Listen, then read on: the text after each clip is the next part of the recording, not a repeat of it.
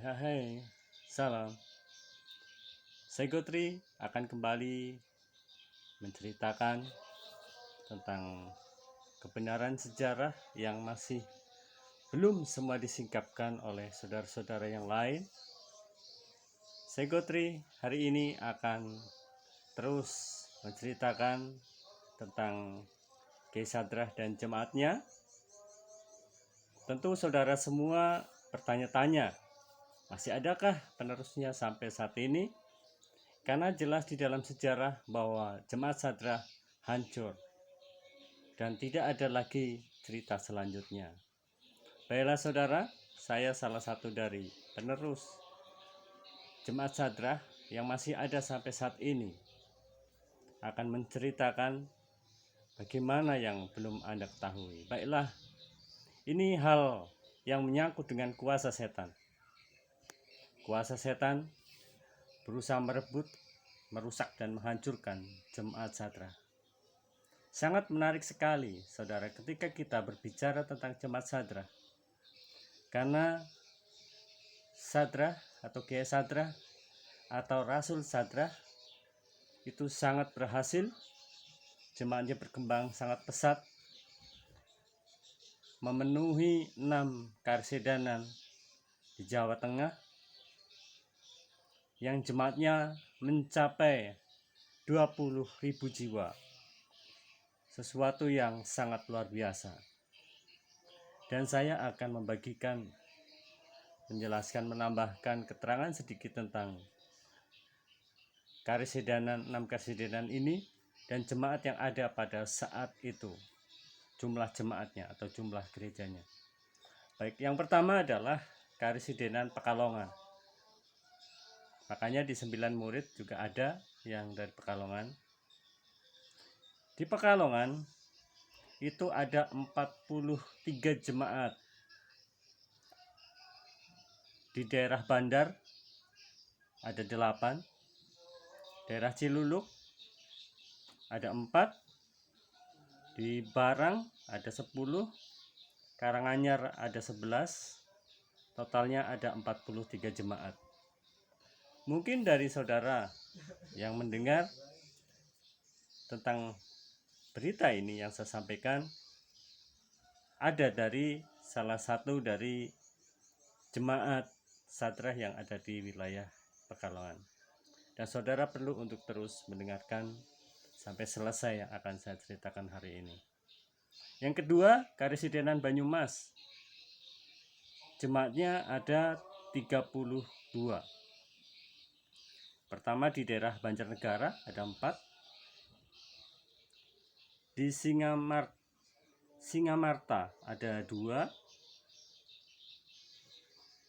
Terus di Karangkobar ada 7. Di Batur ada 19. Jumlah 32 jemaat. Dan saya yakin dari saudara yang mendengar cerita ini ada yang berasal dari salah satu dari jemaat Sadrah dari Karesidenan Banyumas. Juga dari Karesidenan Bagelen. Ini banyak sekali dari Bagelen. Ini di Purwarja ada 12. Cangker ada 12. Lowano ada 4. Petanahan ada 9. Karangbolong 1. Soka 6. Gombong 1. Puring 13. Wonosobo 2. Kutoarjo 6. Jenar 2. Wanarata 2. Kebumen 3. Kedung Tawon 14. Ambal 7. Perembun 4. Jadi 90 jemaat yang ada di Karesidenan Bagelen. Sangat subur sekali. Dan saya yakin saudara adalah bisa dari salah satu yang berasal dari Karesidenan Bagelen ini. Juga dari Yogyakarta ada 14 jemaat. Di Kedu ada 7 jemaat. Tegal ada 4 jemaat. Dan jumlah keseluruhan mencapai kurang lebih 198 jemaat. Dan jumlah jiwa itu yang mencapai 20.000 ribu jiwa. Sangat menarik sekali pada saat itu, saudaraku. Sehingga, tapi kenapa? Yang mungkin jadi pertanyaan bagi kita semua, kenapa sekarang tidak ada lagi jemaat Sahadrah? Inilah cikal bakalnya kenapa saya menyebutkan pertama adalah kuasa setan bekerja untuk turut menghancurkan jemaat Sahadrah. Baik penyebab dari permulaan perpecahan jemaat Sahadrah perlu saudara ketahui dari sejarah yang sudah ada, bahkan dari apa yang sudah kutuliskan juga dalam YouTube, dan semua ada di situ. Penyebabnya adalah yang pertama, pada waktu itu Residen Bagelen Welling Lickfoet itu memandang perkembangan jemaat Sahadrah yang pesat itu berbahaya secara politik. Takut seorang residen, pemimpin wilayah di Karisidenan Bagelen ini takut kalau jemaat Sahadrah ini nanti memberontak. Dan dia berusaha dengan berbagai cara untuk bisa menangkap Sahadrah. Dan yang kedua, Biger.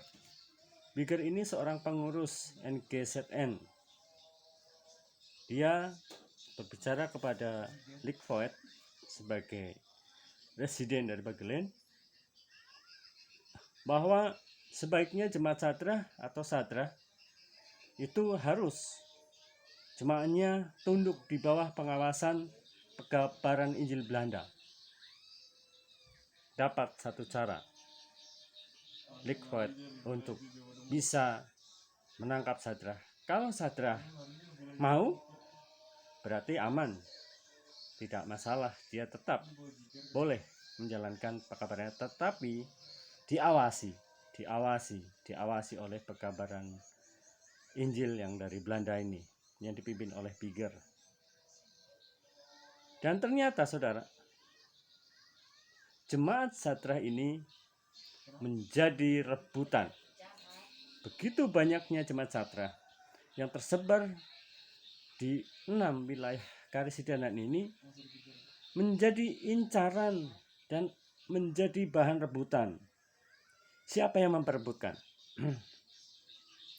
Yang pertama adalah Hatting. Hatting juga salah satu pekabaran Injil dari Belanda. Hatting dan Biger. Hatting itu pemimpin Indische Kerk, dan Biger ingin memperebutkan untuk dirinya sendiri.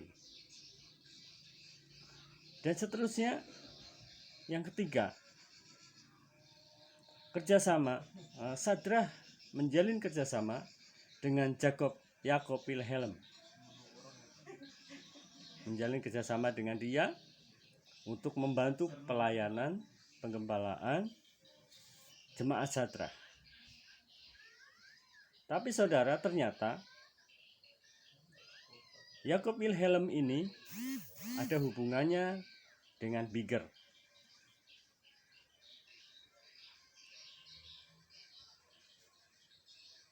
Dengan Indische Kerk, ya. Indische Kerk ternyata bukan Biger tetapi Hatting, ya. Jacob Wilhelm itu berusaha mengajarkan sesuatu yang berbeda dengan Sahadrah.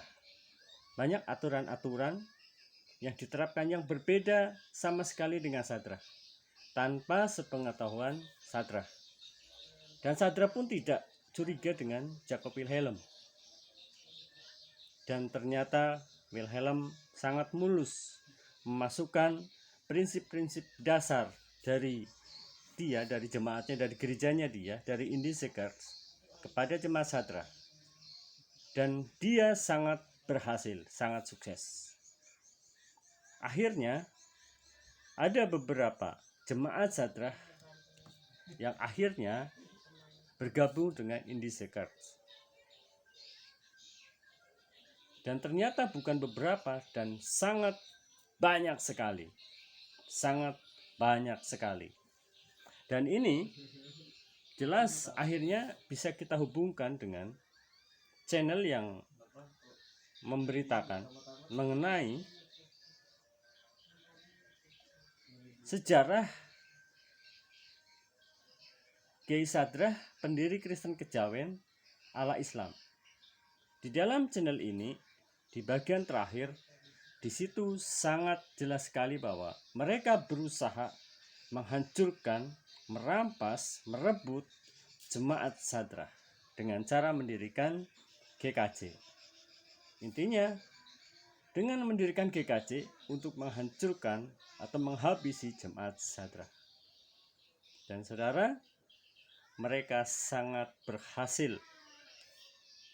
Setelah Kiai Sadrah meninggal dan digantikan oleh anak angkatnya, Yota Martorjo, disitulah kenyataannya, pembuktiannya bahwa keberhasilan Wilhelm itu luar biasa.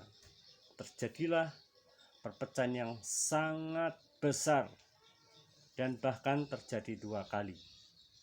Nah, di sini sangat jelas bahwa jemaat Sadrah habis atau hancur dan bahkan tidak terdengar sampai saat ini, hanya sedikit orang yang tahu. Itu memang karena mereka yang melaksanakan rencana itu dengan menyebar hoaks atau berita bohong. Mereka mengatakan bahwa Sadrah itu dalam penginjilannya dengan klinik dan tidak murni. Ini yang terus mencekam di dalam jemaat Sadrah.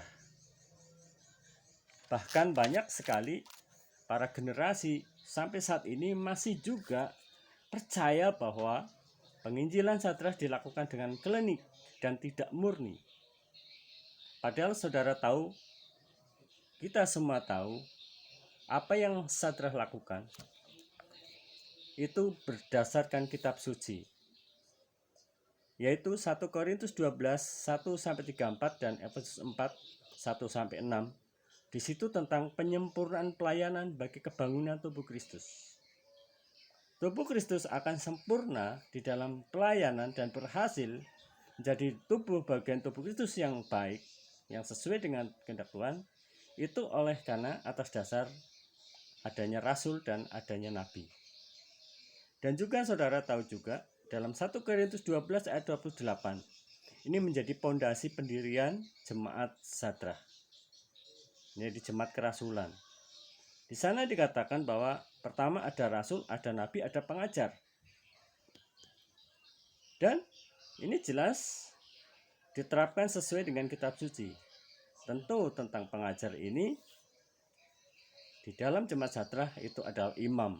Itu juga sesuai dengan kitab suci. Itu di kitab Maleakhi. Di sana jelas sekali. Imam itu adalah pengajar yang murni, yang sempurna, karena dia memang utusan Tuhan yang menguasai Taurat dan sebagainya.